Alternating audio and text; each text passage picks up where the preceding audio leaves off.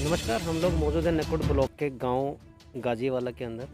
हमारे साथ मौजूद हैं ग्राम प्रधान के पिताजी चौधरी सुरेश कुमार राठौर जी, जो कि जिनका एक राजनीतिक इतिहास रहा है। वो पुराने भी मतलब कि प्रधान रहे हैं, काफ़ी पुराने लंबे समय से उनका राजनीतिक इतिहास बहुत अच्छा रहा है। आइए उनसे बात करते हैं कि किस तरीके का उनका विकास का मुद्दा रहा है, किस तरीके का मतलब कि प्यार रहा है जनता का, और उनका क्या एजेंडा है इन 5 साल के। जी बहुत बहुत स्वागत है आपका हमारे जी, चैनल पे। नमस्कार जी। जी, किस तरह का मतलब कि आपका पूरी जनता का जो व्यवहार प्यार रहा है, और किस तरह का आपका विकास का एजेंडा है जो आप लोग करना चाह रहे हैं? दरअसल हमारे पिताजी चौधरी नारायण सिंह जी एक जिले के राजनीतिक घटनाक्रम से जुड़े रहे हमेशा, और उन्हें अपने टाइम पे प्रधान रहे और सरपंच रहे, जिला परिषद के मेंबर रहे। अपने कार्यकाल में बहुत काम उन्हें जनता के करे। और जैसे पहले बहुत दिन पहले एक ये बात थी कि छुआछूत की लोग बात रखते थे, हमारे पिताजी ने उसमें बढ़ चढ़ के काम करा। और जब जैसे लोग हैं थे उस टाइम पर जिनसे लोग घटना कर रहे थे, वो हमेशा अपने साथ लगा कर रखते गाँव में। और एक अभियान भी चला था उन्हें इस दौरान, बहुत दिन पहले वो प्रधान जिला और सरपंच रहे, जब सरपंच को पूरी पावर थी। और उसके बाद फिर वो रहे जिला परिषद के मेंबर रहे और प्रधान रहे गाँव के। अच्छा राठौर जी, कहीं ना कहीं एक बात देखने को आती है कि हम ग्रामीण पृष्ठभूमि से जुड़े हुए हैं, और कहीं ना कहीं सभी लोग ग्रामीण पृष्ठभूमि से जुड़े हुए रहते हैं। उसके बावजूद भी मतलब कि जो गांव की दशा है, मतलब कि दिशा है, वो क्यों नहीं बदल पाती है? उसके बारे में आपका क्या विचार है? देखो, दशा और दिशा दोनों में अंतर है। जो कामयाब उम्मीदवार चुनाव लड़के मैदान में होगा, सभी लोग तो ऐसे नहीं होते जो काम ना करें। हमारे पिताजी ने तो जब भी काम करा, और मैं सन 95 में 3 गांव का प्रधान रहा, खंडवा, गाजीवाला और बुल्लेवाला। मैंने खेड़की से लगा के और खंडवा तक 1200 मीटर खुड़ंजा लगवाया, जिसमें सरकारी अधिकारियों ने मेरी बहुत मदद करी। फिर गांव का ये स्थिति थी कि कोई भी सभी कच्चे मार्ग थे गांव के अंदर। जी जी। कीचड़ भरा रहा था। हमने गांव के सभी नाली वगैरह, खुड़ंजे वगैरह, तालाब, दीवार, स्कूल की वाल बाउंड्री, जैसे संपर्क मार्ग है यहाँ से 1 किलोमीटर सरसा रोड पे, ये सब हमारे पिताजी की देन है।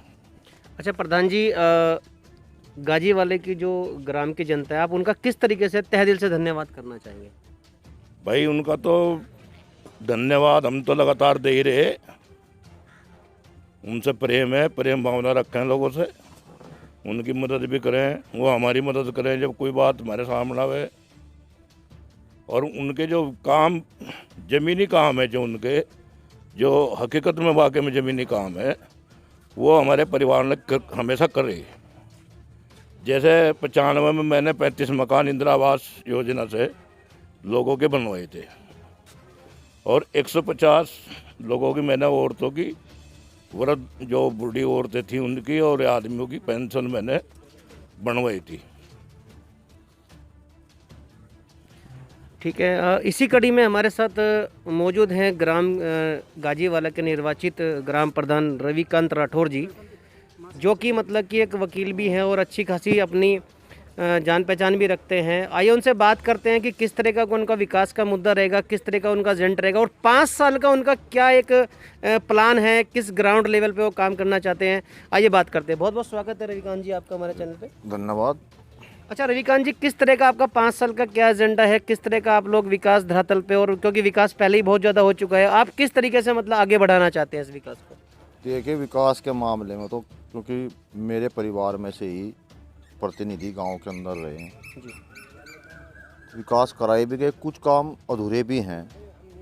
तो प्रयास यही रहेगा कि जो काम अधूरे हैं उन्हें पूरा कराया जाए और सभी वर्गों को साथ लेकर चला जाए। इसमें कोई भेदभाव वाली बात नहीं है। अब जनता ने प्यार दिया, अपने परिवार में से जो है चौथे प्रधान मैं बना हूँ। बाबा जी रहे, पिताजी रहे, बड़ा भाई रहा, तो 60 साल से जनता का भरोसा हमारे ऊपर है, पूरे करे जाएंगे। अच्छा रविकांत जी, आज के समय देखा जाता है कि शिक्षा का एक बहुत अहम मुद्दा है और आप लोग काफ़ी दूर हो जाते हैं मतलब नकुड़ क्षेत्र से मतलब ब्लॉक से। तो आप किस तरीके से मतलब शिक्षा को मतलब बेहतर करना चाहेंगे इस ग्राम ग्राम के अंदर? शिक्षा के अंदर पहली बात तो यह है कि हमारे यहाँ गांव के अंदर प्राथमिक विद्यालय है, आसपास काफ़ी प्राइवेट स्कूल हैं, जैसे तिरपड़ी के अंदर है, सालापुर मेन रोड पर है। जी। तो अब लोगों में क्रेज नहीं है प्राथमिक विद्यालय में, यानी कि सरकारी स्कूल में अपने बच्चों को पढ़ाने के लिए लोगों में क्रेज नहीं है। शिक्षा के संबंध में यह कि प्रयास ये रहेगा कि अपने यहाँ कम से कम 8वीं तक या 10वीं तक का हम स्कूल के लिए प्रयास करेंगे, सरकार से अनुरोध करेंगे, अपने जनप्रतिनिधि से मिलेंगे और शिक्षा के स्तर में भी कुछ सुधार करने की प्रयास करेंगे। वैसे तो अब देखो शिक्षा के प्रति जागरूकता तो है लोगों में पहले के मुकाबले। अब ये कहने की जरूरत नहीं है कि भाई अपने बच्चे को स्कूल में भेज दें, जी। अब वो चाहे प्राइवेट में भेज रहा चाहे सरकारी में भेज रहा। तो प्रयास करेंगे हम इस संबंध में भी, शिक्षा के संबंध में भी प्रयास करेंगे जो जितना भी बन पाएगा, क्योंकि शिक्षा ही एक ऐसा हथियार है जिससे समाज आगे बढ़ सकता है। जी।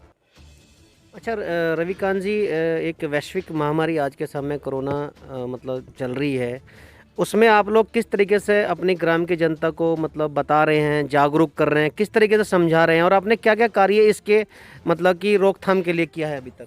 देखिए 2 मई को चुनाव रिजल्ट आउट हुआ था, पिछले साल भी लॉकडाउन था 2020 में जब ये शुरुआत हुई इसकी, तो हमने तब भी लोगों को जागरूक किया इस संबंध में कि भाई मास्क लगाओ, 2 गज की दूरी रखो और जो बाहर से लोग आवें उनके संबंध में भी प्रशासन को सूचित करें। 50 आदमियों के लगभग हमने यहाँ राशन किट सरकार की तरफ से उपलब्ध कराई थी उस समय भी। और इस समय अब तो मैं खुद प्रधान के रूप में चुना हूँ, तो सैनिटाइजेशन हमने गांव में 2 बार करा दिया। परसों भी मीटिंग आशा थी, एएनएम थी, इस संबंध में हमने स्कूल में ली थी, क्योंकि कुछ लोग बाहर से आए हैं। गांव में 5-7 कोरोना पॉजिटिव भी हैं, उनसे लगातार संपर्क में मैं हूँ। 20 के लगभग आज किट उपलब्ध कराई गई हैं आशा को, कि जो लोग बुखार से खांसी से पीड़ित हैं, क्योंकि शासनादेश इस किस्म का है कि अगर कोई आदमी बुखार से पीड़ित है या खांसी से पीड़ित है, उसे आप जाकर कोरोना किट जो सरकार की तरफ से दवाई उपलब्ध है वो दी जा। तो मैंने आज भी वितरण उस गाँव में कराया है और एक बार कल फिर हम गांव में अपना सैनिटाइज कराएंगे और लोगों को जागरूक हम लगातार कर रहे हैं। संपर्क में हम लोगों बागों के हूँ कि आप मास्क पहनें और एक दूसरे से 2 गज की दूरी बना करके रखें। संबंध रविकांत जी, मैं लास्ट में सिर्फ आपसे एक ही बात पूछना चाहूँगा, क्योंकि ग्राम की जनता ने आप पे विश्वास रखा है, आपको वोट दी है और कहीं ना कहीं हमारी जनता है, जनार्दन है, कहीं ना कहीं उन्हीं के आशीर्वाद से हम लोग बनते हैं। तो आप उनका किस तरीके से दिल से धन्यवाद करना चाहेंगे? देखो धन्यवाद के पात्र तो जनता है ही जी। सभी लोगों का हार्दिक धन्यवाद मैं करना चाहूँगा, क्योंकि मुझे मौका मिला है। 60 साल से लोग मेरे परिवार पर भरोसा जताते आ रहे, उन्होंने मेरे ऊपर भी भरोसा जताया है कि भाई ये आदमी हमारा काम करेगा, गांव का विकास करेगा। तो जनता का तो शुक्रिया अदा बिल्कुल, अगर मैं शब्दों में बयान नहीं कर सकता हूँ कि उन्होंने मतलब मुझे चुना है एक प्रतिनिधि अपना। तो विकास के मामले में या उनकी सुख सुविधा जो भी मेरी ज़रूरत पड़े अगर किसी को, तो मैं हरदम तैयार हूँ और इसमें जितना भी बना पड़ेगा बिल्कुल 100% रिजल्ट देने का मैं प्रयास करूँगा। जनता के प्रति मैं बिल्कुल वफादार रहूँगा, इसमें कोई वो नहीं है कि किसी के साथ भेदभाव होगा। विकास होगा गांव के अंदर और बिल्कुल ही ऐसे माहौल में करने का प्रयास होगा कि किसी को ये ना लगे कि भाई ये आदमी प्रधान है और हम जनता है। मैं प्रधान ना मान के अपने आप को, मैं एक सेवक के रूप में जनता की सेवा करने का मेरा मादा है। इसी मुद्दे को लेकर मैं चुनाव जीतता हूँ, क्योंकि मैं वकील होते हुए भी मेरा उठना बैठना हर वर्ग से है। जी। मेरे मेरे अंदर कभी यह भावना नहीं आई कि मैं वकील और ये जनता, मैं बिल्कुल ही जैसा अगला है ऐसा ही मैं लोगों के प्रति मेरा माहौल रहा है। ख़ास तौर से जो छोटी बिरादरी है वहीं से मुझे और ज़्यादा मिला। धन्यवाद आप लोगों का हमारे चैनल के अंदर। ये आपने देखा कि कहीं ना कहीं पूरा परिवार पहले से ही मतलब विकास के उसमें रहा है, चाहे वो मतलब प्रधान रहे हैं या नहीं रहे, क्योंकि पहले से ही प्रधान रहे हैं, क्योंकि बीच में नहीं रह पाए हैं, लेकिन अब फिर दोबारा से उनको एक मौका मिल चुका है इस गांव की सेवा करने के लिए और विकास के एजेंडे को ले जाने के लिए। तो कैमरामैन सहयोग के साथ मैं राजेश कुमार, City 24 न्यूज़।